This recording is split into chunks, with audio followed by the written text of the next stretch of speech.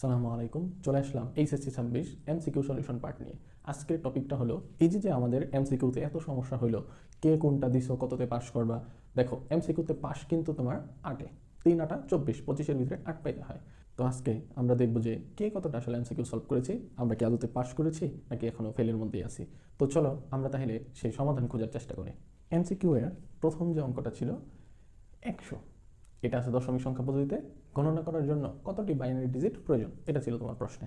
এখন তাহলে 100-র জন্য নিচের অপশনগুলো তুমি লক্ষ্য করো। একটা ছিল ক 3, খ 7, গ 12, ঘ 16। এখন দেখো এটা সঠিক উত্তর কোনটা। তো এটা দুইভাবে করা যায়। এক, ক্যালকুলেটর দিয়ে তুমি সরাসরি মান বের করতে পারো দশমিক সংখ্যা থেকে বাইনারিতে, অন্যথায় এটা অঙ্ক করে। যারা এখনো ক্যালকুলেটর দিয়ে কিভাবে বের করা হয় সেটা যদি না দেখে থাকো, আমি বলবো আমাদের ইউটিউব চ্যানেলের প্লেলিস্টে গেলে তুমি কিন্তু দেখতে পারবা কিভাবে খুব সহজে সংখ্যা পদ্ধতি রূপান্তর করা যায় ক্যালকুলেটরের মাধ্যমে। এরকম একটা ডেডিকেটেড ভিডিও দিয়ে দিছি আমরা। তো আমরা চলো অঙ্কটা সরাসরি করে দেখি। ধরো মানটা দেওয়া আছে 100, দশমিকে যেতে বললো বাইনারিতে। দেখো, দশমিক সংখ্যা থেকে যদি অন্য সংখ্যায় যায়, আমাদের দুইটা নিয়ম আছে, একটা পূর্ণ সংখ্যার ক্ষেত্রে আর একটা হলো ভগ্নাংশের ক্ষেত্রে। পূর্ণ সংখ্যার ক্ষেত্রে আমরা কি করি, ওই সংখ্যার ভিত্তি দ্বারা ভাগ করতে হয়, আর ভগ্নাংশের ক্ষেত্রে কি হয়, ওই সংখ্যার ভিত্তি দ্বারা গুণ করতে হয়। যেহেতু এখানে কোনো দশমিক চিহ্ন নাই, তার মানে আমরা কি ধরে নিচ্ছি এটা পূর্ণ সংখ্যা, আর পূর্ণ সংখ্যার ক্ষেত্রে নিয়ম অনুযায়ী আমরা এটাকে ভাগ করব।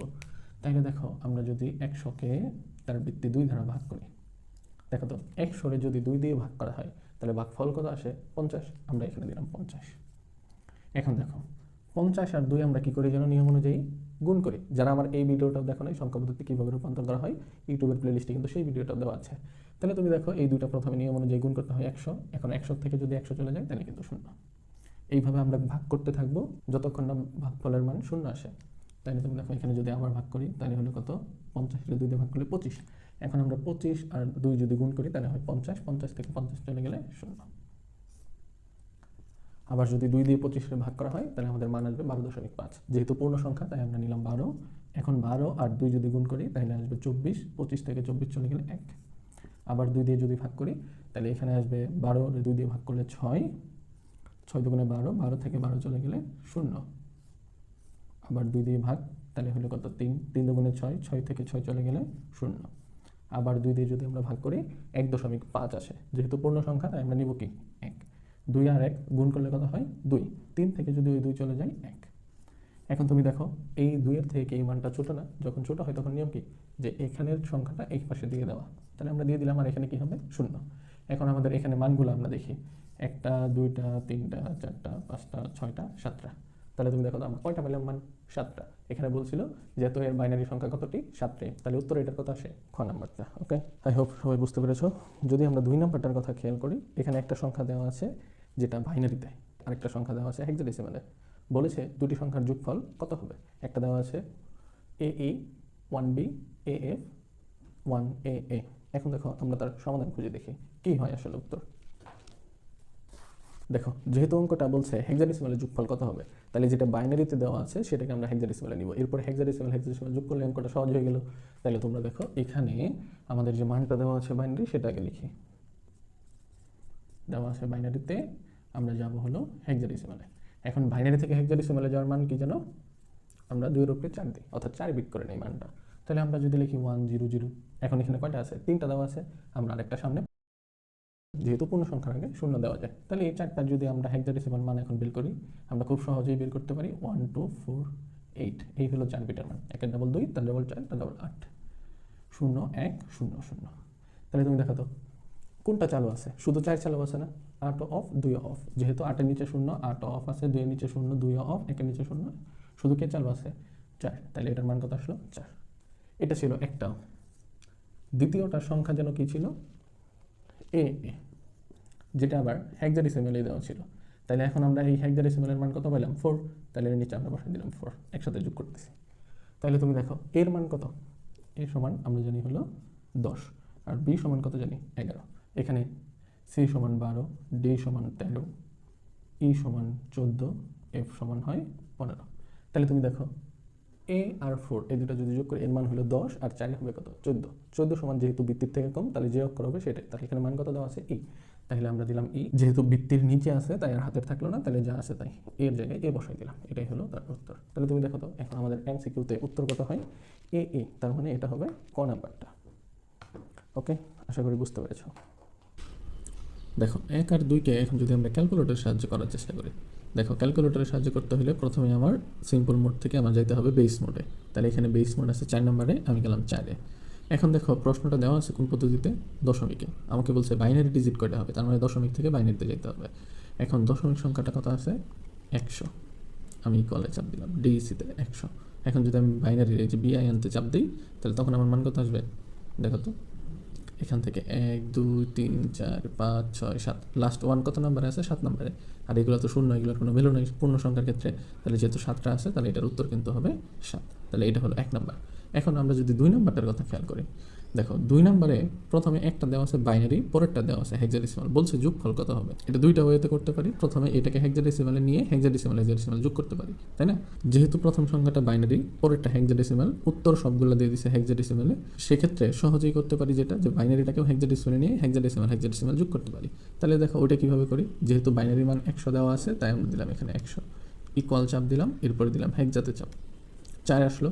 এর সাথে আমরা যোগ দিলাম হেক্সাডেসিমালের ভ্যালু এ।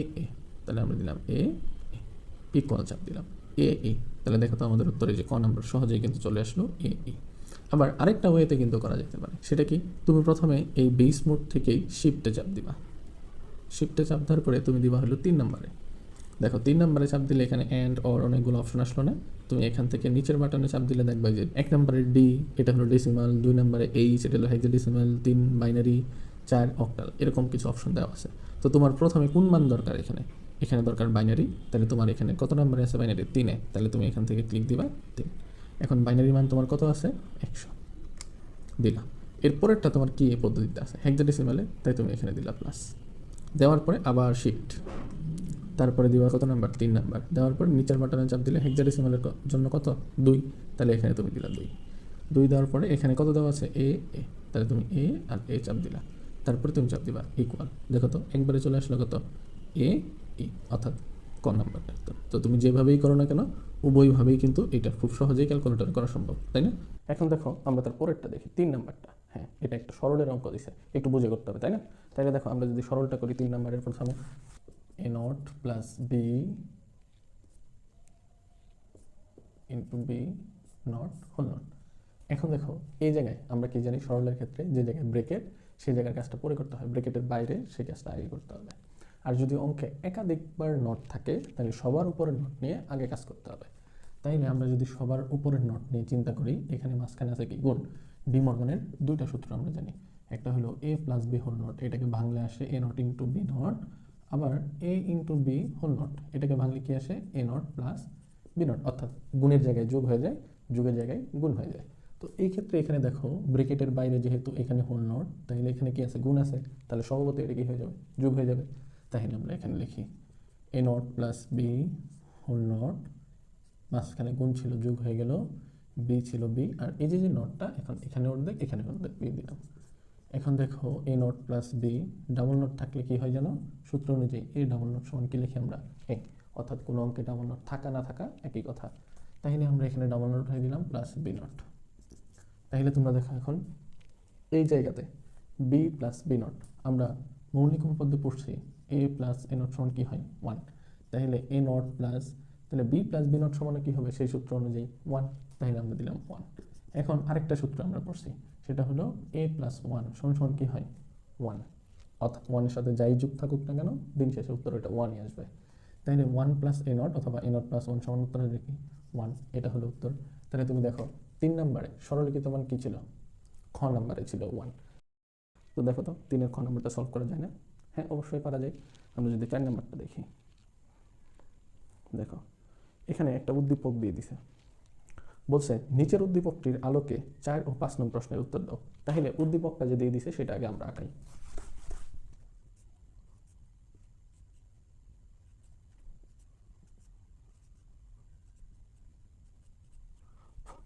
দেখো 4 নম্বরে যদি আমরা প্রশ্নটা দেখি, উদ্দীপকের লজিক গেটে আউটপুট 1 পেতে হলে ইনপুট দিতে হবে। এখানে ইনপুট এর জায়গায় এত, বি এর জায়গায় এত দিয়ে দেখবো যে আউটপুট অর্থাৎ ফাংশনের মানটা আমার কত আসে। তাহলে তুমি দেখো তো এখানে কি ফাংশনের মানটা দিয়ে দিছে আমাদের, না, কিন্তু যেহেতু ফাংশনের মান দিয়ে দেয় নাই, তাহলে আমাদের আগে প্রথমে সরলটা বের করতে হবে। এখানে কয়টা গেটের কাজ আছে, এটা হলো নর গেট, এটাও নর গেট, এটা হলো কি গেট, ন্যান্ড গেট। আমরা জানি নর গেটের কাজ হলো যোগের বিপরীত করা। আর ন্যান্ড গেটের কাজ হলো গুণের বিপরীত করা। তাহলে আমরা সেই জায়গা থেকে যদি মান লিখি, এখানে দেওয়া আছে এ বি, এই গেটের ইনপুট, তাহলে আমরা যেহেতু যোগের বিপরীত এ প্লাস বি আর এই নট থাকার জন্য আপনি নট দিলাম। আবার সি এর এখানে যদি লক্ষ্য করি, এখান থেকে কি আসলো দেখো তো, এখান থেকে একটা মান আসছে যেটা হলো বি, আবার এখান থেকে গেছে কি প্লাস সি, যেহেতু এটাও নট গেট তাই উপরে এখানেও কি হবে, হোল নট হবে স্বভাবতই। আর এটা যেহেতু ন্যান্ড গেট তাহলে আমাদের কাজ কি যেন গুণের বিপরীত। তাইলে এফ ইকুয়াল মান এটা আর এটা যা আছে তার উপরে হোল নট, তাহলে a plus b whole not into b plus c whole not whole not. এখন দেখো এটাকে যদি আমরা সরল করি, এখানে আবার লিখতেছি a plus b whole not into b plus c whole not whole not. আমরা জানি একাধিক নট যদি থাকে সবার উপরে নট আগে ভাঙতে হয়, তাহলে আমরা ভাঙি এ প্লাস বি নট, গুণ আছে যেহেতু প্লাস হয়ে যাবে, আমরা একটু আগেই দেখলাম সেটা, ডাবল নট ডাবল নট। এটা সমান আমরা কি জানি তাহলে a plus B plus B plus c. এখন দেখো বি বি একই রকম আছে, আমরা জানি এ প্লাস এ সমান সমান কী লেখা যায় এ, সেই জায়গা থেকে যেহেতু বি প্লাস বি আছে তাহলে আমরা লিখলাম বি সি। দেখো তো এটা সম্পূর্ণটাই কি আসছে, যোগ। এখানে কি আর কোনো কিছু আছে না? দেখো যেহেতু এটা যুগের তাই এটা হলো কি গেট, অর গেট। আর অর গেটের ক্ষেত্রে আমরা একটা নিয়ম জানি, সবগুলো ইনপুট যদি শূন্য হয় সেক্ষেত্রেই একমাত্র কি হবে, আউটপুট হবে শূন্য। আর যদি ইনপুটগুলোর মধ্যে একটাও এক থাকে তাহলে সেই আউটপুট কিন্তু এক হয়ে যায়। যারা এতটুকু বানাতে না বুঝতেছো তারা আমার অর গেটের ডেডিকেটেড ভিডিওটা দেখে নিও। তাহলে তুমি দেখো এখানে অপশনগুলোর মধ্যে কি কি আছে, এ সমান 0, বি সমান 0, সি সমান 0। তাহলে আমরা যদি এর নিচে মান বসাই প্রথম অপশনেরটা আর কি, তাহলে এর মান 0 প্লাস 0 প্লাস 0 ইকুয়াল কি হলো 0। দেখো তো আমাদের মান কি চাইছে, এক পেতে হলে ইনপুট কি লিখতে হবে, তাহলে এটার আউটপুট আমরা কি পেলাম, 0 0 যোগ করলে কি হয় 0। আমরা যদি তার পরেরটা মিলাই, এর জায়গায় 0 যেহেতু 0 দেওয়া আছে, বি এর জায়গায় দিলাম 1, যোগ দিয়ে সি এর জায়গায় দিলাম 1। অর গেটের ক্ষেত্রে কি একটা 1 থাকলে 1 হয়, সেক্ষেত্রে আমরা দিলাম 1, তাহলে কি আমাদের শর্তের সাথে এটা মিললো। লাস্টেরটা কি দেওয়া আছে, এর মান দেওয়া আছে 1 প্লাস বি এর মান দেওয়া আছে 0 প্লাস সি এর মান দেওয়া আছে 1। তাহলে এখন যদি এটার আউটপুট আমরা দেখি, যেহেতু 1 আছে তাহলে এটাও 1। তাহলে আমাদের কোনটা কোনটা মিললো, 2 আর 3, এই দুটা কিন্তু মিলে গেছে। তাহলে এখন আমরা এখানে উত্তর দেখি 2 আর 3, তাহলে আমাদের উত্তর কত আসবে, গ নাম্বারটা। তাহলে দেখো যারা সময় নিয়ে এই অঙ্কটা করতে পারছিলা তারা কিন্তু এটা খুব সহজেই পারার কথা, আর যারা প্রশ্ন দেখে ভেবাচিকা খেয়ে গেছিলা তারা কিন্তু এটা পারার কথা না, তাই না? তো এবার দেখো একইভাবে আমরা যদি তার 5 নম্বর কোশ্চেনটা সলভ করার চেষ্টা করি। দেখো উপরের লজিক চিত্রটির জন্য সরলীকৃত মান নিচের কোনটি। তাইলে দেখো তো উপরের যে লজিক এই যে ফাংশনটা আছে তার সরলীকৃত মান আমরা কি পেলাম, এ প্লাস বি প্লাস সি। সেটার জন্য এই গেটগুলোর ভিতরে কোনটা মিলে যায়, তাহলে কি এটাও গেটাকে আবার দেখতে হবে, প্রমাণ দেখতে হবে, তাই না? তাইলে এটা আবার আমরা একটু মিশে আবার লিখি। তাই এটার উত্তর কি পাইছিলাম, সরলীকৃত মান এ প্লাস বি প্লাস সি, এটা মনে রাখতে হবে। দেখো এটা যদি আমরা লিখে রাখি, এফ এর সরলীকৃত মান পাইছিলাম আমরা এ প্লাস বি প্লাস সি। এটা এখন এই চারটা গেটই আমরা একটা আঁকা আঁকায় দেখবো এটা কোনটার সাথে মিলে যায়, ঠিক আছে? তাহলে তুমি দেখো ক নাম্বারটা যদি আমরা লিখি, এখানে এরকম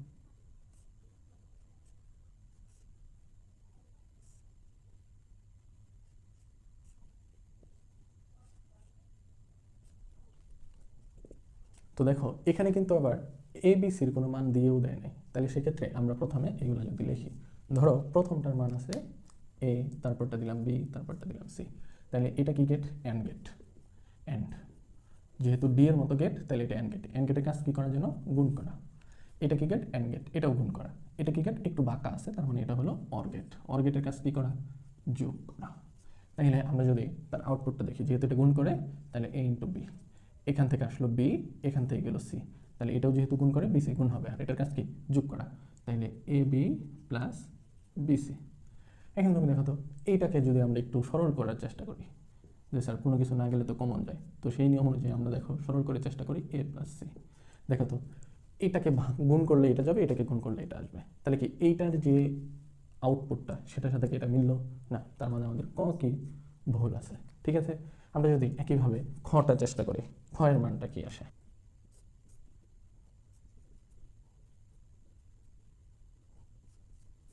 এটা হচ্ছে এ বি সি, এটা কি গেট, আমরা দেখো এখানে মৌলিক গেট তিনটা, অর গেটের কাজ হলো যোগ করা, এন্ড গেটের কাজ গুণ করা, আরেকটা গেট কি ছিল, নট গেট, যেটা হলো কি করা, পূরক করা, অর্থাৎ যা থাকে তার উপরে নট বসানো। তাহলে সি হলে এটাকে মান কি হয়ে যাবে, সি নট, এটার কাজ কি করা, গুণ করা। তাহলে আমরা যদি লিখি a into b into c not, দেখো তো আমাদের এই আগেরটাই a plus B plus c, এখানে কি তা আছে না, তাহলে কিন্তু এটাও সম্ভব না, তাহলে আমরা এটাও দেবো কাটা। তাহলে আমরা তার পরেরটা দেখি। দেখো গ নাম্বারটা যদি আমরা খেয়াল করি, এখানে দিলাম একটা দাগ আর একটা দাগ, এখানে আছে দুইবার নট আছে। তাহলে দেখো এখানে একবার নট দিলাম, গেট অতিক্রম করে আবার নট দিলাম, তাহলে এটা এ, এটা বি যদি হয়, এটা হলো সি। এরপরে এই লাস্টে দেওয়া আছে একটু বাঁকায়, অর্থাৎ অর্গেট। তাহলে তুমি লক্ষ্য করো, এটা হলো নট গেট। নট গেটের কাজ কী করা? পূরক করা, যা আছে তার উপরে নট বসানো। এরপরে আবার নট গেট, তাহলে এখানে হবে দুইটা নট, তাই না? এই গেটের কাজ যেহেতু যোগ করা, তাহলে আমরা যদি লিখি a plus B plus c double not, তিনটা মান ছিল, তিনটারে যোগ করে দিলাম। এখন দেখো এটাকে যদি আমরা সরল করি, এ plus b c double not, আমরা সূত্র অনুযায়ী কি জানি? এ ডাবল নট সমান কি হয়? এ। তাহলে a plus B plus c double not সমান সি। তাহলে দেখো তো এটার সাথে কিন্তু এটা সম্পূর্ণটাই মিলে গেল। তার মানে এটা হলো সঠিক, আমাদের গ নাম্বারটা সঠিক। তাহলে কি আরেকটা দেখার দরকার আছে? তারপরেও আমরা আরেকটা দেখি, ওইটার মান কি আসে আসলে। তোমাদের ভালো করে শেখার জন্য আমরা সর্বোচ্চটাই চেষ্টা করব। বাঁকা হয়ে এখানে আছে নট গেট, তাহলে এ বি সি যদি হয়, নট গেট যেহেতু, তাহলে এটা মান কি আসবে? C not. আর এই গেটের কাজ কি? যোগ করতে হবে এবং বিপরীত করতে হবে, কারণ এটা কি গেট এখন? নট গেট, যোগ এবং বিপরীত। তাহলে তুমি লক্ষ্য করো, এখানে যদি আমরা লিখি এ প্লাস বি, যেহেতু প্রথমে যোগ করতে হয়, প্লাস সি নট আছে, সি নট, এখন তার উপরে হবে কি? Whole not. এখন যদি এটাকে আমরা সরল করি, এ plus B plus C not, এটাকে পরের লাইনে যোগের জায়গায় কী হয়ে যায়? গুণ হয়ে যায়, ইন্টু সি নট। আর এই নটগুলো ভেঙে দিই, তাহলে এখানে মান কি আসলো? A not B not C double not সমান সি। তাহলে দেখো তো এটাও কি মিলে? গ নাম্বারটাও কিন্তু মিলে না। তাহলে আমাদের উত্তর কোনটা সঠিক? গ নাম্বারটা। তাহলে দেখো এটা করার জন্য কিন্তু একটু সময়ের প্রয়োজন, তাই না? আসলে এমসিকিউটা এবার এমনভাবে করছে যে সময়টা মিল করা একটু কঠিন। আমরা যদি তার পরেরটা দেখি, 6 নাম্বার। দেখো HTML ফাইল এডিট করার জন্য টেক্সট এডিটর কোনটি? দেখো এই প্রশ্ন অনুযায়ী প্রথমে বলতে হবে, আমরা যাদের কাছে পড়াশোনা করি আসলে প্রাইভেট, তারা কি এরকম মাল্টিমিডিয়াতে আমার কোনোদিন কুট করে দেখাইছে? কতজন শিক্ষক আছে যারা তোমার একদম কম্পিউটারে বা ল্যাপটপে কুট করে দেখাইছে যে হ্যাঁ ভিজুয়াল স্টুডিওতে নোটপ্যাড প্লাস প্লাসে এগুলো এইভাবে ফাইল সেভ করতে হয়, এইভাবে টাইপ করতে হয়, এটার সেল স্পেসিং দিলে এটা হয়, এটার বর্ডার কালার এইভাবে আসে? কয়জন টিচারের কাছে তুমি দেখছো? তাহলে তুমি এই নোটপ্যাড যতই তুমি মুখস্থ করো না কেন, তোমার কতক্ষণ মনে থাকবে? যেহেতু বেসিক থেকে কোশ্চেন করা শুরু করছে, তাই কিন্তু এর পরবর্তীতে কিন্তু তাহলে তোমার সবই শিখতে হবে। তাহলে দেখো যে স্টুডেন্টদের আমি নিজে পড়াইছি, তাদের কিন্তু এগুলো সবই বেসিক আমি কোড করে দেখাই দিছি, কোনটার মানে কি, কোনটার মিনিং কি, সবই কিন্তু দেখাই দিছি। তাহলে সেই স্টুডেন্টরা যা শিখবে, যারা একদমই মাল্টিমিডিয়া দেখেই নেই, কোনোদিন একটা কোডও করে দেখে নেই, তারা কি এগুলো মাথা থেকে নিয়ে আসতে পারবে? তারা কিন্তু পারবে না। তো দেখো এখানে টেক্সট এডিটরের জন্য আমাদের notepad plus plus, sublime text সবগুলাতেই আসলে HTML ফাইল এডিট করা যায়। তাহলে উত্তর আমাদের সবগুলাই সঠিক হবে, অর্থাৎ 6 নম্বরের উত্তর হবে কিন্তু ঘ নাম্বারটা। দেখো আমরা যদি 7 আর 8-এর জন্য প্রশ্নটা করি, প্রথমে কি লেখা আছে? নিচের টেবিল দুটি লক্ষ্য করো, 7-8 নং প্রশ্নের উত্তর দাও। দেখো টেবিল এ একটা টেবিল, এ একটা টেবিল। এখানে আছে আইডি নাম্বার দিয়ে S01, মানে স্টুডেন্টের আইডি নাম্বার 1, স্টুডেন্টের আইডি নাম্বার 2, স্টুডেন্টের আইডি নাম্বার 3। এটা ষষ্ঠ অধ্যায় থেকে কোশ্চেন আসছে। নেহিমের জায়গায় স্টুডেন্টদের নাম দেওয়া আছে, সিটির জায়গায় ঢাকা খুলনা তাদের অঞ্চলগুলো দেওয়া আছে। আবার এদিকে টেবিল রেজাল্ট, অর্থাৎ এই টেবিল থেকেই এই টেবিলটা কিন্তু তৈরি, রেজাল্ট টেবিল, স্টুডেন্টদের রেজাল্ট দেওয়া হয়েছে এখানে।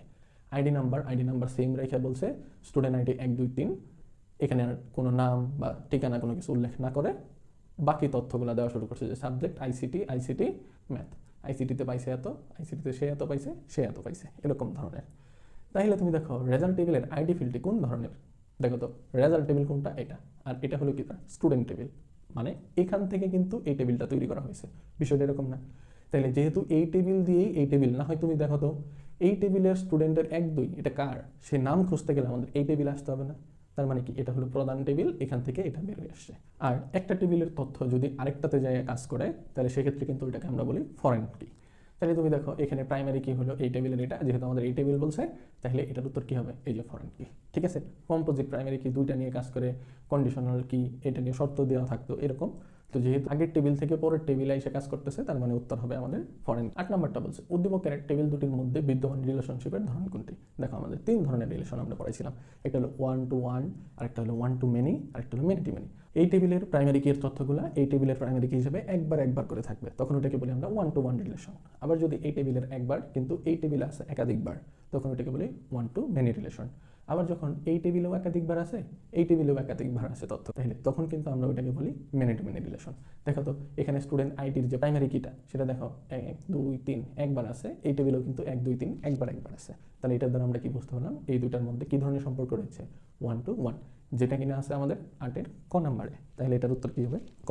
দেখো 9 নাম্বারটা যদি আমরা পড়ি, মেশিন লার্নিং ব্যবহার করে তৈরিকৃত NLP সফটওয়্যার কোনটি? এটা ধরো বেসিক, একদম মুখস্থ থেকে আসছে, পঞ্চম অধ্যায়ের যারা বেসিক প্রথম দিকে পড়াশোনা করেছো সেখান থেকে এটা পারবা। তো ওইখানে ছিল মেশিন লার্নিং ব্যবহার করে তৈরি করা হয়েছে মাইক্রোসফট কোপাইলট। যারা ধরো যে বেসিকটা ভালো করে পড়ছিলা, এই মুখস্থটা কিন্তু তারা দিতে পারছো। তাহলে এখানে 9 নাম্বারের উত্তরটা যদি আসে খ হবে। আমরা যদি 10 লক্ষ্য করি, নিচের কোনটি HTML ডকুমেন্ট টাইপ ডিক্লারেশন ব্যবহৃত হয়? দেখো যারা আমার স্টুডেন্ট আছো, তোমাদের বইতে অনেক সময় থাকতো কি যে স্যার ডক টাইপ HTML তো দিয়ে দেয় নাই, এটা আমরা কেন দিব, এই বইতে দিয়ে দেয় নাই, অমুক স্যারে তো দেয় নাই, অমুক স্যারে তো দিতে না বলছে, বা আমাদের না দিয়েই করাইছে। আমি কি করতাম, কলেজে হোক বা এখানে হোক আমি কিন্তু বাধ্যতামূলকভাবে সেগুলো লেখাইতাম। তুমি দেখো ওইটা দিয়ে কিন্তু অ্যাটলিস্ট MCQ হলেও কিন্তু উপকারে আসছে, বাকি সব কিছু বাদ দিলাম। তাহলে তুমি দেখো এই ডকুমেন্টেশন টাইপ ডিক্লারেশনের জন্য ব্যবহৃত হয় কোনটা? ডক টাইপ HTML, যেটা শুরুতে কি থাকে, এক্সক্লামেটরি কিন্তু সাইনও থাকে। তো দেখো যারা আমার কাছে পড়ছো তারা একদম বেসিক থেকে কিন্তু সেগুলো উঠে আসছে, তাহলে সেই MCQটা তোমরা খুব সহজেই পেয়ে গেছো, তাই না? তাহলে তুমি দেখো এটার উত্তর হবে কোন নাম্বার? গ নাম্বার 10-এর। আমরা যদি 11 নাম্বারটা লক্ষ্য করে দেখো, শরীরবৃত্তীয় বায়োমেট্রিক পদ্ধতি কোনটি? আমরা জানি বায়োমেট্রিক দুই প্রকারের হয়, একটা হলো শরীরবৃত্তীয় আর একটা হলো আচরণবৃত্তীয়। শরীরের অঙ্গ প্রত্যঙ্গের সাহায্যে কোনো ব্যক্তিকে অদ্বিতীয়ভাবে শনাক্ত করা হয়, তাকে আমরা বলি শরীরবৃত্তীয় বায়োমেট্রিক। আর কোনো ব্যক্তির আচরণের মাধ্যমে যদি অদ্বিতীয়ভাবে শনাক্ত করা হয় তাহলে সেটাকে আমরা কি বলি? আচরণবৃত্তীয় বায়োমেট্রিক। এখন তুমি দেখো এখানে কোনটা আছে? ফিঙ্গারপ্রিন্ট, এই যে হাতের আঙুলের স্পর্শ, তাহলে এটা কি? শরীরবৃত্তীয় অংশ। কিস্টোপ, দেখো আমরা যখন টাইপ করি কম্পিউটার কত স্পিডে টাইপ করতেছি সেটার দ্বারা বুঝে নিবে এটাকে আমি নাকি অন্যজন। তাহলে সেটা কি আমার শরীরের দ্বারা নাকি টাইপের দ্বারা? যেহেতু এটা শরীরের দ্বারা না, তাহলে কিন্তু এই কিস্টোপটা হইল না। আবার DNA পর্যবেক্ষণ, হ্যাঁ এটা তো আমার শরীরের একটা অংশ, শরীরের চুল হোক রক্ত হোক, এটা ভিতর থেকে সেটাকে অদ্বিতীয়ভাবে শনাক্ত করে। তাহলে সেক্ষেত্রে DNA পর্যবেক্ষণটাও কিন্তু আমাদের শরীরবৃত্তীয়। তাহলে এখানে উত্তর কি আসলো? 1 এবং 3। তাহলে সেটার অপশন 11 খ নাম্বার। দেখো এখানে আরেকটা জিনিস বোঝার ব্যাপার হলো যে কণ্ঠস্বর। কণ্ঠস্বরটা কিন্তু মনে করে অনেকে যে এটা তো স্যার শরীর দিয়ে আসে, না, কণ্ঠস্বর মানুষ চেঞ্জ করতে পারে। আর এক একজনের ভয়েসকে এক এক টুনে নিয়ে যায়, যদি কোনো ব্যক্তি অদ্বিতীয়ভাবে শনাক্ত করার জন্য একটা পাসওয়ার্ড দেয়, তাহলে সেটা কিন্তু আর শরীরবৃত্তীয় তখন থাকে না, তখন সেটা হয়ে যায় কিন্তু আচরণবৃত্তীয়। তাইলে যদি এখানে আবার কণ্ঠস্বর থাকতো কিস্টোর বাদ দিয়ে, অনেকেই কিন্তু এটা আবার শরীরবৃত্তীয় দিয়ে 1 2 3 দিয়ে দিতা, তো সেটা কিন্তু করা যাবে না। তো এই জন্য বেসিকটা ভালো করে পড়তে হবে, ওকে? তাইলে দেখো এর পরবর্তী ব্যাচ যারা আসো তাদের কিন্তু খুব ভালো করে বেসিক পড়ে বুঝে শুনে মনে রেখে কিন্তু পরীক্ষা হলে যেতে হবে, তাহলে কিন্তু উত্তর করা সম্ভব। না হয় 26 ব্যাচের মতো কিন্তু পরীক্ষার হল থেকে বের হয়ে হাই হতাশ করতে হবে, রাস্তা ব্লক করতে হবে, এরকম হইতে পারে। তো তোমার ভবিষ্যৎ যেন উজ্জ্বল হয়, এরকম পরিস্থিতি যেন না হয়, তাই আমি আছি তোমাদের সাথে। হোপফুলি আমাদের জার্নিটা খুব ভালো হবে আগামী দিনে। আমরা এরপরে যদি 12 নম্বরটা দেখি, কম্পিউটার ও মাল্টিমিডিয়া প্রজেক্টরের মধ্যে ডেটা সঞ্চালন মোড কোনটি? দেখো মোড কিন্তু আমরা 3টা পড়েছি। একটা হলো এক পক্ষ বলবে, অপর পক্ষ শুধু শুনবে, ওইখান থেকে বলার সুযোগ নেই, ওটাকে বলি আমরা সিমপ্লেক্স। আরেকটা হলো এক পক্ষ বলবে, এর বলা শেষ হলে অপর পক্ষ বলার সুযোগ পাবে, অর্থাৎ এখানে দুই পক্ষই বলতে পারবে কিন্তু একই সময়ে না, একজন বলার শেষ হলে আরেকজন বলার সুযোগ পাবে। তাহলে সেটাকে আমরা কি বলছিলাম? Half duplex. আবার ধরো একই সাথে যদি উভয়ই একই সময়ে যদি তথ্য আদান প্রদান করে, তাহলে সেক্ষেত্রে ওটাকে আমরা বলি কি? ফুল ডুপ্লেক্স, যেটা আমরা মোবাইল ফোনে করে থাকি।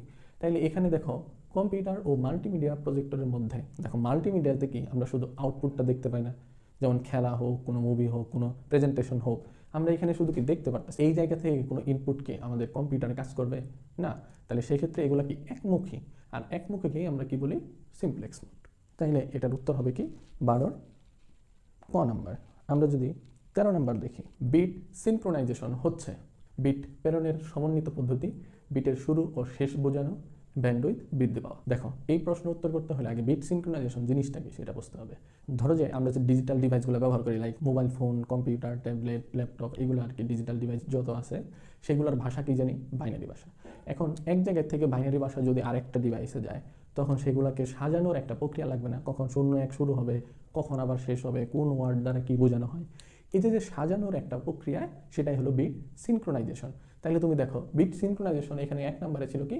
বিট প্রেরণের সমন্বিত পদ্ধতি। দেখো একটা পদ্ধতি কিন্তু, যে এক জায়গা থেকে যখন আরেক জায়গায় পাঠানো হবে তার একটা পদ্ধতি, তাহলে এটা কি এটার সাথে রিলেটেড। 2 নম্বরটা ছিল যে বিটের শুরু এবং শেষ বোঝানো, অর্থাৎ একটা কখন অক্ষর শুরু হবে ক্যারেক্টার, আবার কখন যায় শেষ হবে, সেইটাকে বোঝানোর জন্য এক্সট্রা আমরা অ্যাসিনক্রোনাসের ক্ষেত্রে কিন্তু আমরা স্টপ বিট স্টার্ট বিট বসাই, তাই না? তাহলে তুমি দেখো এখানে শুরু এবং শেষ বোঝানো, তাহলে কি বিট সিনক্রোনাইজেশনের একটা অংশ। ব্যান্ডউইথ বৃদ্ধি করা, দেখো এইটা তো আসলে কোনো কাজ হলো না, কই সাজানো, কই ব্যান্ডউইথ বৃদ্ধি করা, এটা তো এক জায়গা থেকে আরেক জায়গায় যাবে যে তার একটা প্রক্রিয়া। তাহলে কিন্তু আমাদের এই 3 নাম্বারটা মিলতেছে না, তাহলে আমাদের উত্তর কি হবে? 1 এবং 2 ক নাম্বারটা। দেখো আমরা 14 নাম্বারটা যদি পড়ি, কোন কমান্ডটি টেবিল থেকে সব ডেটা নেওয়ার জন্য ব্যবহৃত হয়? দেখো, একটা ডেটা টেবিলের প্রতিটা কলামের তথ্যকে যদি শনাক্ত করা হয়, দেখো আমরা ষষ্ঠ অধ্যায়ে পড়াইছিলাম সিলেক্টের ব্যবহার। যদি সিলেক্ট স্টার ব্যবহার করা হয় তাহলে কিন্তু যতগুলো কলাম আছে সবগুলোর তথ্য ওইখানে সিলেক্ট করা হয়ে যায়। তাহলে তুমি এখানে দেখো কোন কমান্ডটি সব ডেটা নেওয়ার জন্য ব্যবহার করা হয়, মানে যতগুলো কলাম আছে সবগুলোর তথ্য নিবে, তাহলে কি ব্যবহার করা হবে? সিলেক্ট স্টার চিহ্ন। সিলেক্ট অলও দেওয়া যাবে না, সিলেক্ট অর স্টার এটাও দেওয়া যাবে না, শুধু কি দেওয়া লাগবে? শুধু স্টার, ডাবল স্টারও দেওয়া যাবে না। যারা ষষ্ঠ অধ্যায়ের অঙ্কের ক্লাসগুলো করেছিল তারা কিন্তু দেখেছো আমরা সিলেক্ট স্টার চিহ্ন দিয়ে সকল তথ্য নিয়ে অনেকগুলা কিন্তু নিয়ম তোমাদের পড়াইছিলাম। তাহলে সেখান থেকে এটা কমন আসছে, 14 হবে। তাহলে কি নাম্বার? গ নাম্বার উত্তর। দেখো আমরা 15 নাম্বারটা পড়ি। স্টুডেন্ট টেবিল থেকে ক্লাস 5 এবং মর্নিং সেকশনের শিক্ষার্থীদের তথ্য খুঁজে পাওয়ার কোয়েরি কোনটি? তাহলে তুমি দেখো এখানে বলছে স্টুডেন্ট টেবিল, টেবিলের নাম হবে স্টুডেন্ট, তারপরে এখানে কলামের নাম যেটা ক্লাস সেখান থেকে নিতে হবে ক্লাস 5-এর, আবার সেকশন থেকে নিতে হবে মর্নিংয়ের, এখান থেকে সেই শিক্ষার্থীর তথ্য খুঁজে বের করতে হবে। তাহলে তুমি দেখো এখানে আমরা যদি প্রথমটা দেখি সিলেক্ট স্টার, হ্যাঁ সবগুলো তথ্য নিবে, ওকে। ফ্রম স্টুডেন্ট, টেবিলের নাম দিল স্টুডেন্ট টেবিল থেকে, হোয়ার ক্লাস 5। দেখো এখানে সিনটেক্সগত কিন্তু একটা ভুল আছে। প্রথমে বলে নেই এখানে দিছে 5 কিন্তু সব জায়গায় দিছে কি অঙ্কে 5, অর্থাৎ অক্ষরজনিত কিন্তু না। যেহেতু অক্ষর না তাইলে কিন্তু আবার এটা কম্পিউটার খুঁজে পাবে না যে 5 এটা আর কি। যেহেতু এটা সিনটেক্স জনিত ভুল তাইলে এই 5টাকে আমরা অঙ্ক হিসেবে মেনে নিই। তাইলে এই জায়গায় আমরা লিখলাম 5 অঙ্কে। যদিও বা যেহেতু এটা বুট কোশ্চেনের সমস্যা হয়েছে, হোপফুলি আমরা এই 15 নাম্বারটা কিন্তু অটো নাম্বার পেতে পারি এই জন্য, ঠিক আছে। তো আমরা এখানে 5 ধরেই অঙ্কটা করার চেষ্টা করি। দেখো আমরা এখানে দিলাম select star from student where class 5 or section morning. দেখো এখানে কিন্তু দুইটা অপশন চলে আসলো, অর অথবা। এখানে কি বলছে? সে 5-এও পড়বে এবং মর্নিং সেকশনে থাকবে। এখানে কি অথবা বললো নাকি যুক্ত করলো? একসাথে যুক্ত করলো না এবং দ্বারা। তাহলে তুমি দেখো তো এখানে হোয়ার ক্লাস 5 অর সেকশন মর্নিং, তাহলে এটা কিন্তু উত্তর হইল না, তার মানে এটা আমাদের ভুল আছে। খ নাম্বারটা যদি লক্ষ্য করি সিলেক্ট স্টার, হ্যাঁ এটা ঠিক আছে যে সবগুলো তথ্য নিবে ফ্রম স্টুডেন্ট, স্টুডেন্ট টেবিল থেকে হোয়ার ক্লাস 5, হ্যাঁ গুড, এই যে 5 মিলতেছে, অ্যান্ড সেকশন মর্নিং এটা কিন্তু মিলে গেল। তাহলে যদি এটা 5 থাকতো তাহলে উত্তর কিন্তু এটা সম্পূর্ণটাই ঠিক আছে, তাই না? তাহলে এটার উত্তর হবে কি? খ নাম্বার। আমরা তারপরেও দেখি যে এগুলা কেন না। দেখো সিলেক্ট দ্য স্টার চিহ্ন ফ্রম স্টুডেন্ট সবই ঠিক আছে, হোয়ার ক্লাস 5, দেখো এই যে দেখো ইনভার্টেড কমা আছে, দেখো তো সিঙ্গেল কোটেশন দেওয়া আছে না। আমরা জানি শুধুমাত্র যখন ক্যারেক্টার ব্যবহার করা হয় ওইগুলাকেই কোটেশনের মধ্যে দেওয়া যাবে, সিঙ্গেল কোটেশন হোক ডাবল কোটেশন হোক। কিন্তু যখন এরকম গাণিতিক ফর্মেট আসবে, ডিজিট চলে আসবে, তখন কিন্তু আর সেই কোটেশন ব্যবহার করা যাবে না। তাহলে তুমি দেখো এখানে কিন্তু আমরা সেই কোটেশন ব্যবহার যেহেতু করতে পারবো না, এখানে আবার বলে দিছে অর সেকশন মর্নিং। তাহলে অর মানে কি? এটা অথবা ওইটা, তাহলে সেই দুই জায়গা থেকে কিন্তু এটা বাদ চলে গেল, তাই না? আমরা যদি তার পরেরটা দেখি ঘ নাম্বার সিলেক্ট স্টার, এটা ঠিক আছে, ফ্রম স্টুডেন্ট, স্টুডেন্ট টেবিল থেকে এটাও ঠিক আছে, হোয়ার ক্লাস 5 অ্যান্ড সেকশন মর্নিং, এইটুকু সব ঠিক থাকলেও এখানে যে ভুল হলো জানি কোনটা? এই যে কোটেশনটা। তাহলে তুমি দেখো এখানে উত্তর এটাও হইলো না, ঘ নাম্বারও হইলো না, ক হইলো না, হইলো কোনটা? খ নাম্বারটা। যদি এটা 5 অঙ্কে দেওয়া থাকে সেক্ষেত্রে কিন্তু এটা সঠিক। আর যেহেতু এখানে 5 লেখা আছে ক্যারেক্টারে, এখানে দেওয়া আছে আবার ডিজিট, তার মানে এটা কিন্তু ভুল। তোমরা হোপফুলি এটাকে অটো নাম্বারই পাই যাবা। তাহলে এটার উত্তর হবে খ নাম্বারটা। দেখো আবার দ্বিতীয় অধ্যায় থেকে কোশ্চেন, এই ধরনের নেটওয়ার্কে মোট তারের সংখ্যা কত হবে? দেখো তো এই ধরনের নেটওয়ার্কের নাম কি? এটার নাম হলো কি? Mesh topology. আর মেশ টপোলজির ক্ষেত্রে দ্বিতীয় অধ্যায়ের একটা সূত্র কিন্তু আমরা এটা মুখস্থ করছিলাম, যে কতগুলো তার লাগে বা কতগুলো কম্পিউটার বা নোটকে যুক্ত করা যায়, সেই জিনিসটার জন্য কিন্তু এটা সূত্র। যে এটাকে যদি আমরা এখানে লিখি তোমরা হয়তো আরেকটু ভালো বুঝবা, যেটা লিখলে কেমন আসে এই ফরম্যাটটা, n-1 ডিভাইডেড বাই 2। এই যে এটা কিন্তু বইতে ছিল, আমাদের শীটেও দেওয়া ছিল। তাহলে তুমি দেখো এটা কিন্তু খ নাম্বারটা সঠিক, আরগুলো যেহেতু সূত্র এগুলো ওই অনুযায়ী কি আছে? ভুল আছে, ওকে। তাহলে 16-র উত্তর কি হবে? খ নাম্বারটা। দেখো আমরা যদি তার পরবর্তী 17 নাম্বারটা নিয়ে আলোচনা করি, উদ্দীপকে উল্লেখিত টপোলজির সুবিধাগুলো বলছে 1 নম্বরে শক্তিশালী কাঠামো, হ্যাঁ প্রতিটার থেকে প্রতিটা যুক্ত আছে, একটা সমস্যা হলেও আরেকটার কোনো সমস্যা হবে না, খুব দ্রুত তথ্য আদান প্রদান করা যাবে। তাহলে এটা কি শক্তিশালী কাঠামো হইল না? একটা, এটা মিলল। নেটওয়ার্ক ইনস্টলেশন এবং কনফিগারেশন সহজ। দেখো তো এত বড় হিবিজিবি যে তারগুলো আছে, এটা দেখে কি তোমার কাছে সহজ মনে হচ্ছে? না কিন্তু। তাহলে কিন্তু এটার সাথে কিন্তু এটা মিলতেছে না। তাইলে আমরা তার পরেরটা দেখি, একটি লিঙ্ক নষ্ট হলেও ডেটা আদান প্রদান সম্ভব। হ্যাঁ অবশ্যই সম্ভব। সাপোজ ধরো যে এই কম্পিউটারটা নষ্ট, তো এই কম্পিউটার এখান থেকে এখান থেকে এখান থেকে এখান থেকে প্রত্যেক জায়গায় তথ্য আদান প্রদান করতেই পারতেছে, তাই না? মেশ টপোলজির ক্ষেত্রে এই হলো সুবিধা, যে সে একটা দুইটা তিনটাও যদি নষ্ট থাকে, যদি কমপক্ষে দুইটাও যদি ঠিক থাকে আর সব যদি নষ্ট থাকে, তাও কিন্তু সারা তথ্য আদান প্রদান করতে পারবে, অর্থাৎ সিস্টেমটা সচল থাকবে। তাহলে সেই জায়গা থেকে যেহেতু এটা হইলো না, তাহলে 1 আর 3 হলো উত্তর, তাহলে সেখানে খ নাম্বারটা উত্তর হবে, তাই না? তাহলে আমরা এটার 17-র উত্তরটা কাচ্ছি খ। দেখো তারপরেরটা, ন্যানো টেকনোলজির কোন পদ্ধতিতে ক্ষুদ্র পরমাণু থেকে বড় কাঠামোতে তৈরি করা হয়? তুমি দেখো দুইটা পদ্ধতি আছে ন্যানো টেকনোলজির ক্ষেত্রে। একটা হলো ক্ষুদ্র ক্ষুদ্র জিনিসগুলো জোড়া লাগিয়ে বড় ধরনের জিনিস তৈরি করা, অথবা বড় কোনো জিনিসকে ভাঙতে ভাঙতে এটাকে ক্ষুদ্র আকারে তৈরি করা, top to bottom, bottom to top. তাহলে তুমি দেখো এখানে কি বলছে, ক্ষুদ্র প্রকৃতি থেকে পরমাণু থেকে বড় কাঠামোতে। তাহলে তুমি দেখো তো বটম আপ, তাহলে ছোট থেকে আস্তে আস্তে বড় হবে। তাহলে তুমি দেখো এটার উত্তর কিন্তু কি হবে, 18 ঘ নাম্বারটা। 19-এর আবার উদ্দীপক। দেখো স্টুডেন্টদের সময় নিয়ে খেলা করার জন্য এই বহুপদী প্রশ্ন দেওয়া কিন্তু যথেষ্ট। তাহলে তুমি দেখো আবার এই উদ্দীপক বলবা, আবার মিলাবা, এইভাবে অঙ্ক করলা, কত বড় বড় জটিলি করলা, 25 মিনিটে কেমনে সম্ভব ভাই? এত তাড়াতাড়ি তো হয় না, তাই না? দেখো ইন্টারমিডিয়েটে পড়ে এত তো সময় মেনটেন করে এত তো এক্সপার্ট হয়ে সারে নাই বাংলাদেশের স্টুডেন্টরা। তো সেই জায়গা থেকে এতগুলা বহুপদী না দিয়ে একটু কম দিয়ে এটাকে কিন্তু ব্যালেন্স করা যাইতো। যাই হোক, যা দিছে যা ছিল কপালে তাই তো হয়েছে। এখন তুমি দেখো আমরা এইটা পড়ি।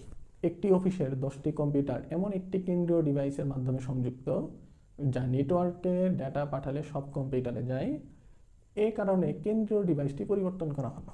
তাহলে এটা হলো বৈশিষ্ট্য। দেখো তো এটা আমরা কিসের সাথে মিল পাচ্ছি? একটার সাথে যদি তথ্য পাঠানো হয় সবগুলোর সাথে চলে যায়। দেখো আমরা দুইটা জিনিস পড়েছিলাম দ্বিতীয় অধ্যায়ে, একটা হাব এবং সুইচ। হাব কি জিনিস যেন, কোনো একটা নির্দিষ্ট তথ্য নির্দিষ্ট কম্পিউটারে পাঠাতে পারে না, সবগুলোর ভিতরে সে পাঠায় দেয়। আর সুইচ কি করে, নির্ধারিত ম্যাক অনুযায়ী কিন্তু নির্দিষ্ট ডিভাইসে পাঠাতে পারে। তাহলে এই হলো দুইটার বৈশিষ্ট্য, দুই রকমের। এখানে যেহেতু বলছে যে সব কম্পিউটারে চলে যায়, তার মানে এটা হলো কি হাবের একটা বৈশিষ্ট্য। আমরা দেখি উদ্দীপকের নেটওয়ার্কে কোন টপোলজি ছিল। আমরা যদি তার চিত্রটা আঁকায় দেখি তাহলে তোমরা সহজেই বুঝবা 10টি কম্পিউটার আছে একটা কেন্দ্রীয় ডিভাইসের সাথে যুক্ত। তাহলে ধরো যে এটা হলো কেন্দ্রীয় ডিভাইস, এখান থেকে ধরো যে সাপোজ এখানে একটা কম্পিউটার, এখানে সবগুলো যুক্ত আছে। এটা কি টপোলজির সাথে? স্টার টপোলজির সাথে মনে হচ্ছে না? তাহলে এটা কি টপোলজি? Star topology. এখানের উত্তর তাহলে কোনটা হবে? খ নাম্বার। তাহলে 19-এর উত্তর হলো খ। 20 নাম্বারটা দেখো, ডিভাইস পরিবর্তনের ফলে নেটওয়ার্কটির কাঠামোতে কি ধরনের প্রভাব ফেলবে? দেখো হাব থেকে তাহলে এখন কিসে নিয়ে যাবে? যেটা এই কারণে কেন্দ্রীয় ডিভাইস পরিবর্তন করা হলো। পরিবর্তন করে কি লাগাবে? হয়তো বা সুইচ লাগাবে, তাই না? যেহেতু সবগুলাতে তথ্য পাঠায়, এটাই তো সমস্যা। এখন নির্দিষ্ট কম্পিউটারে তথ্য পাঠাবে, তাহলে কি দরকার? এখন সুইচ লাগাবে। এক নাম্বারটা যদি পড়ি, লজিক্যাল টপোলজি বা ডেটা প্রবাহের উন্নতি হবে। হ্যাঁ, গুড, এটা মিল আছে। ফিজিক্যাল বা গাঠনিক টপোলজি বদলে যাবে। দেখো গাঠনিক তো বদলার কোনো সুযোগ নাই। এই জায়গায় ছিল হাব নামের একটা ডিভাইস, তুমি এইটাকে কেটে অথবা এইটাকে সরায়ে তুমি এখানে দিবা সুইচ নামের একটা ডিভাইস। তো গঠন তো যা আছে তাই থাকলো, তাই না? তাহলে এটাই তো আর পরিবর্তন হলো না, তার মানে এটা হইলো না। 2 নাম্বারটা কিন্তু মিলল না। নেটওয়ার্কের পারফরমেন্স বৃদ্ধি পাবে। হ্যাঁ অবশ্যই, যেহেতু একটা থেকে তথ্য দিলে সে প্রতিটাতেই পাঠিয়ে দিত, এখন কিন্তু আর তা হবে না, নির্দিষ্ট একটাতে পাঠিয়ে দিবে। তাহলে দ্রুত পাঠাইতে পারবে, লোড নিবে না, এই হবে না, অনেক কিন্তু সুবিধা আছে, তাই না? তাহলে আমাদের মিলল কোনটা? 1 আর 3। তাহলে 20-এর উত্তর হবে কিন্তু খ নাম্বারটা। এবার আমরা 21 নম্বরটার কথা লক্ষ্য। সি ভাষায় উপাত্ত গ্রহণের কমান্ড কোনটি? উপাত্ত মানে কি যেন? ডেটা গ্রহণ, অর্থাৎ ইনপুট নিতেছে।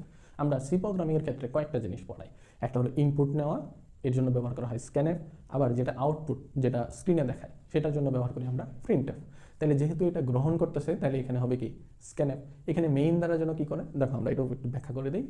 মেইন দ্বারা কম্পাইলার অনুবাদ করা শুরু করে, প্রিন্টএফ দ্বারা আউটপুট দেওয়া হয়, স্ক্যানএফ দ্বারা ইনপুট নেওয়া হয়, গেট সিএস। এটা রিটার্ন জিরোর যেখানে আমরা লিখি, রিটার্ন জিরো অনেকেই অনেক সময় লিখি, গেট সিএসটা খুব কমই লিখি। দেখো রিটার্ন জিরো আর গেট সিএস এর মধ্যে কিন্তু পার্থক্য। রিটার্ন জিরোটা কি করে, যে প্রোগ্রাম সাকসেসফুলি শেষ হয়েছে, সম্পূর্ণ লেখা শেষ, কম্পিউটারকে এরকম একটা সংকেত প্রদান করে। ফলে এর দ্বারা কি হয়, কম্পিউটারটা তুমি যে আউটপুটটা দিলে সেটা দেখায় হয়তো বা ক্লোজ হয়ে যায়। কিন্তু গেট সিএস এর কাজ কি, যতক্ষণ তুমি এক কিবোর্ডের যে কোনো একটা বাটনে যদি ক্লিক না দাও, সে যে আউটপুটটা আছে ওই পৃষ্ঠাতেই তোমাকে রেখে দিবে। এটা যদিও বা আগের দিনের যে কম্পিউটারগুলো ছিল সেগুলোতে ঝামেলা হতো, তবে আধুনিকগুলোতে এগুলো সমস্যা হয় না। তাহলে প্রিন্টএফ আর গেট সিএস এর মধ্যে পার্থক্য কি? প্রিন্টএফ কি করে, যে তোমার কম্পিউটারে যখন আউটপুট দিবে সেটা সাথে সাথে কি করে দিবে, হয়তো ক্লোজ হয়ে যাবে আগের দিনের হইলে। আর গেট সিএস কি করে, যতক্ষণ তুমি একটা বাটনে ক্লিক না দিবা ততক্ষণ তোমার ওই আউটপুটের পেজে রেখে দিবে। এই দুটা কিন্তু একটু পার্থক্য, যদিও দুইটার অবস্থান একই জায়গায় আমরা রাখি সবার শেষে, তাই না? আচ্ছা, তাহলে এক্ষেত্রে যেহেতু উপাত্ত গ্রহণের জন্য দেওয়া হয়েছে, তাহলে উত্তর হবে কি? ইনপুটের জন্য স্ক্যানএফ, অর্থাৎ গ নাম্বারটা। দেখো আবার সেই উদ্দীপক দিয়ে প্রশ্ন বলছে 22 এবং 23 নম্বর প্রশ্নের উত্তর দাও। ফর দিয়ে বলছে সি সমান 15, সি এর মান ছোট অথবা সমান থাকবে 25-এর, সি এর মান 2 করে বৃদ্ধি পাইতে থাকবে, অর্থাৎ 15-র পরে 17 এইভাবে যেতে থাকবে। কি হবে? প্রিন্টএফের মাঝখানে ফাঁকা হবে না, এখানে যদি আবার ফাঁকাও দিয়ে দিছে। যাই হোক, এটা আরেকটা ভুল। তাহলে প্রিন্টএফ অ্যাপল লেখাটা প্রদর্শিত হবে। প্রিন্টএফের কাজ কি যেন? আউটপুট দেওয়া। তাহলে অ্যাপল লেখাটি প্রদর্শিত হবে ইফ যদি সি সমান 21 হয়ে যায়, দেন ব্রেক করবে। দেখো আমরা দুইটা লুপ পড়াইছিলাম, একটা হলো তার ব্রেক লুপ আর একটা হলো কন্টিনিউ লুপ। ব্রেক লুপ বলতে কি বোঝানো হয়, এই কন্ডিশনের সাথে যদি মিলে যায় তাহলে যা হয়েছে এতটুকুতে উত্তর সে থামাই দিবে, আর পরবর্তী এই কন্ডিশনে যাবে না, এই কন্ডিশন দেখেই সে কাজ করা বন্ধ করে দেবে। আর কন্টিনিউ লুপের যে শর্তটা এখানে দেওয়া থাকে, সেক্ষেত্রে হয় কি যে এই শর্ত বাদ দিয়ে বাকি যা আছে সব আগের শর্ত অনুযায়ী চলতে থাকবে, কন্টিনিউ করতে থাকবে, ঠিক আছে। তাহলে এটা বলছে যে ব্রেক করবা। 22 নম্বরে বলছে অ্যাপল লেখাটি কতবার প্রদর্শিত হবে। তাহলে দেখো আমরা সহজেই যদি এটাকে একটু লিখি এখানে, দেখো সি সমান দিছে 15, এটা চলতে থাকবে, সি এর মান ছোট অথবা সমান থাকবে কার 25-এর। আবার এটা পাল্টাবে কত করে, সি এর মান 2 করে করে।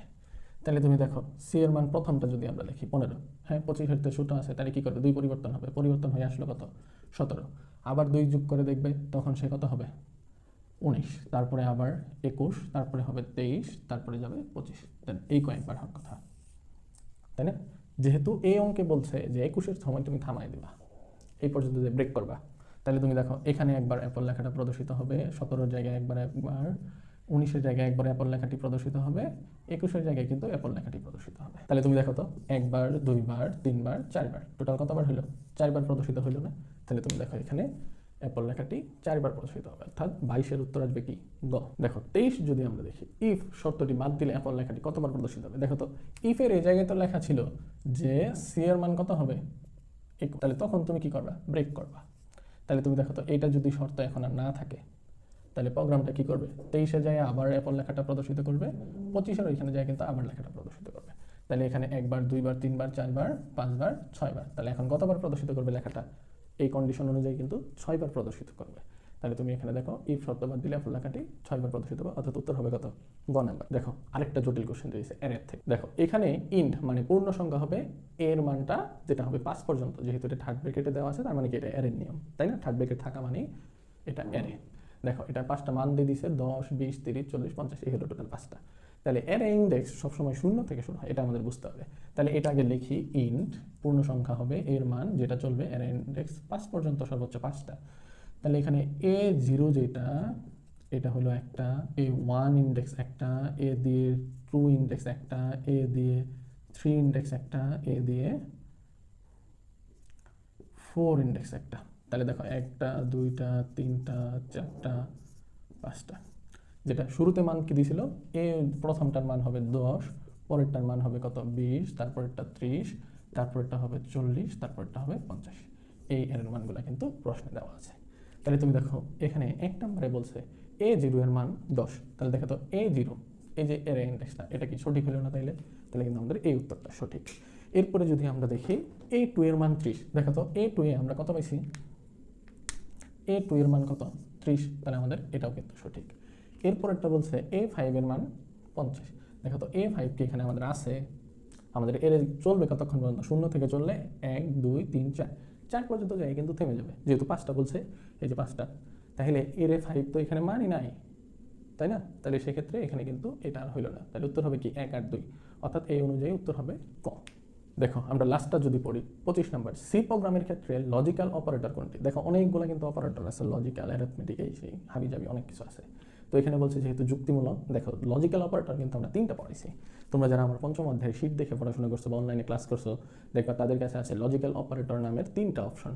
একটা হলো তার লজিক্যাল এন্ড অপারেটর, আরেকটা হলো অর অপারেটর, অথবা দিয়ে আসে, আরেকটা হলো লজিক্যাল নট। এই 3টা কিন্তু আছে। তাহলে তুমি লক্ষ্য করো এখানে বলছে লজিক্যাল অপারেটরের মধ্যে নিচের কোনটি আছে, দেখো তো ক নাম্বার লজিক্যাল, এর সাথে কি 3টার ভিতরে কি একটা মিলে গেছে না, যেহেতু লজিক্যাল অপারেটর 3টা, এর মাঝখানে কিন্তু এই একটা আছে, তাহলে 25-এর উত্তর কি হবে, ক নাম্বারটা। তাহলে 25-এর উত্তর হবে কি ক। দেখো 2026-এর অ্যান্সার করতে যাই আমরা কি দেখলাম, খুবই বেসিক, খুবই মনে রাখতে হবে। যে বেসিক মনে রাখতে পারবা সেই একমাত্র উত্তর করতে পারবা, যে বেসিক পারবে না তার দ্বারা কিন্তু এটা সম্ভব না। তাহলে পরবর্তী ব্যাচদের জন্য আমাদের পরামর্শ থাকবে, তোমরা শর্টকাট রাস্তা ধরে বা শর্টকাট বুট কোশ্চেন সমাধান করে বা শর্টকাট যে স্যাররা পড়ায়, যারা 2 মাসে 3 মাসে বই শেষ করে দিবে এরকম করে যারা পড়ায়, তাদের কাছে অ্যাটলিস্ট 6 মাস তুমি পড়ো, তাইলে তুমি বেসিকটা পারবা। না হয় শুধু অঙ্ক পারবা, সারে শুধু বুট কোশ্চেন কয়েকটা করাই দিবে, পরীক্ষাতে যাই দেখবে বেসিক থেকে কোশ্চেন আসছে। তো সেই জায়গা থেকে আমি তোমাকে বলি, তুমি যে স্যারের কাছেই পড়ো না কেন, শুরু থেকে শেষ পর্যন্ত খুব ভালো যেন বেসিক পড়তে পারো সেটার দিকে লক্ষ্য করবা। আর না হয় আমাদের অনলাইন এবং অফলাইন ব্যাচে যুক্ত হয়ে দেখো আমরা কি সুন্দর করে বাস্তব ব্যক্তিকে একদম বেসিক A to Z সব তোমাদের শিখিয়ে দিই। যাই হোক 26 ব্যাচ যা হওয়ার তো হয়েই গেছে, তোমরা পরবর্তীতে অ্যাডমিশনের সময় দেখা যাক কী করতে পারো। আর পরবর্তী ব্যাচ যারা আসো 27 এবং 28 বুঝে শুনে সিদ্ধান্ত নিয়ে ভালো কিছু শেখার চেষ্টা করো, এখনও সময় আছে নিজেকে করার। সবাইকে ধন্যবাদ, আসসালামু আলাইকুম।